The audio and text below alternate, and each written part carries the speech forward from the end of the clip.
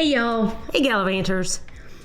today we wanted to talk to you a little bit about something we get questions about a lot, and that is kind of what documents do we need, what health records, medical records do you need to travel internationally.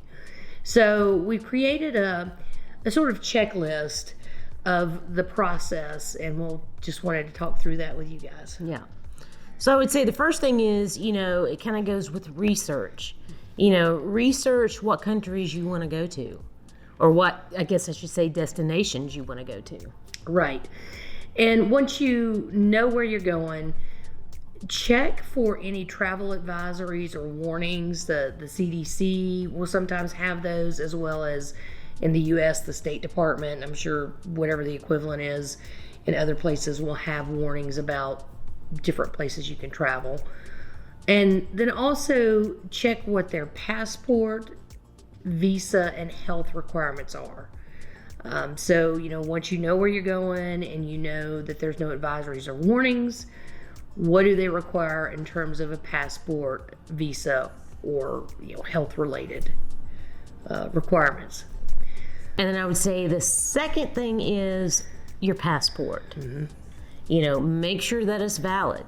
Make sure that you have at least 6 months left before it expires. Yeah, and make sure there's also enough pages, blank pages, because a lot of places require that you have blank pages left to use it, or if you have to get a visa put in it, you need to have room for that.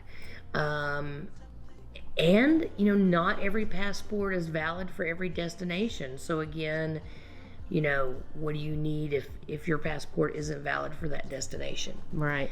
If you don't have a passport, the first thing to do is, research what all is required to get a passport, either a new passport or get one renewed, and how much time you need to do that. And just a hint, because we are filming this in 2021, all of those time frames have been doubled, sometimes tripled recently. Now, we understand they may be improving on that a little bit now, but allow yourself plenty of time. Yes. Well, we did a video on that not too long ago, so if you want to look at that, we'll have a link up here.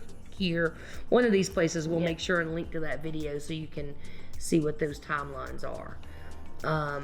If you need to send it in, make sure you understand what the costs are. If you're using an expedited agency to get it done quicker, there's an additional fee for that. Make sure you've got all of that together and then mail it off. And then you need to check and see what kind of visa requirements are needed. Exactly. And how long that's going to take and what you have to have for that process. Right. And then once you do that, again, you can, you've got to send off for all that. Some places you can get a visa on site instantly. I believe there's some places in Southeast Asia that are like that. But other places, for example, Russia was on our agenda on our trip that we were on and had to cut short because of COVID. And we had to send off for that. Yes. And that took a little while. And it's a little nerve-wracking, as we've said before in our other video, sending off your passport. So make sure you have plenty of time. Yeah, absolutely. So, make sure you understand all the requirements, get all the paperwork filled out, send it off in plenty of time. And then once you've got your passport in good shape and your visa in good shape, the next thing to think about is any health requirements. So yes, one of the big things is, here again, research. Make sure you have a list of your medications, your prescriptions.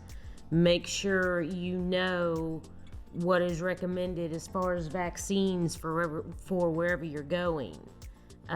Recommended. There will be some places that have required ones, and then some that have recommended ones. Right. And make sure you know what that is for each place you're going. And then, you need to get an appointment with a travel clinic. Yes. And get whatever those vaccines are. It just depends on where you're going as to what's required. Once you've gotten your required vaccinations and you've been to the travel clinic, make sure that you have the documentation. Typically, in the U.S., it's a yellow card where you can have all of your vaccinations listed with the dates on them. And if you've been vaccinated before, just make sure that vaccination is still valid. Some vaccines are one and done. Some have to be renewed, periodically. So just make sure you know that. And then just make sure you have whatever required documentations for each place you're visiting. So if that's just the yellow vaccination card, or if you need some other kind of medical records, just make sure you have all of those together and in one spot to take with you. And then I think the final steps are, you need to be prepared for an emergency. Yep. Because it can happen at any time. Yep. So one of the things we highly recommend, and if you're, if you travel a lot, especially internationally, make a copy of all your travel documents, including your driver's license, your passport, here again, any medical records, visa, anything. Vaccines, anything, and keep it in a safe spot. Yeah, and we would generally recommend doing it somewhere in the cloud so that you can access it. Maybe you lose your phone or your laptop or something like that, somewhere where you can access it basically from anywhere. Right. In a secured environment. And then the next thing I think is enroll in STEP. And the STEP program is here in the U.S. with the State Department. It's the Smart Traveler Enrollment Program. And basically it lets the government know where you're going to be and what countries you're in, so that if there is some kind of emergency, natural disaster, whatever, there is records of you being there, so that the consulate knows, what citizens are there and may be able to assist you better if you're already registered in that program. And then probably the last piece of this is share your itinerary with people who you want to know where you are, basically kind of at all times.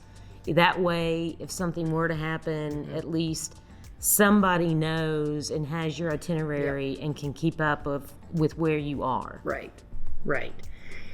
And that's basically it in terms of just, kind of what the process is to get ready document-wise. Again, the big thing is you got to do your research, because this changes constantly. It does. What the visa requirements are, what the vaccine requirements are. I mean, it's just constantly changing. So, even if you do your research and get all of this done, let's say 6 months in advance of your trip, I would continue checking at least once a month up until about 2 months prior to your trip. And then from 2 months to your trip time, I would check at least weekly. Yes. To make sure that there's no updates, because that can happen. Yes. And it would be horrible to, miss an update requirement for a vaccine that close to your trip. Right. So just make sure that you look up those requirements. Most of them will be listed on that country's State Department or equivalent website. Right. And that way, you'll know. But that's a kind of a basic overview of everything you need to get started on all the paperwork you need for international travel. Yeah. We hope you found some value in this video. If you did, please give it a thumbs up. If you think we missed anything, leave it in the comments below. And if you have any friends that you think this may be beneficial for, please share the video. That really helps out the channel a lot. We greatly appreciate it. Make sure you hit that subscribe button. Absolutely. And don't forget to ring the bell. Dingy dong. So you'll be the first to know when we release new content. Thanks for watching, y'all. And just remember, Live your best life. bye, y'all. See ya.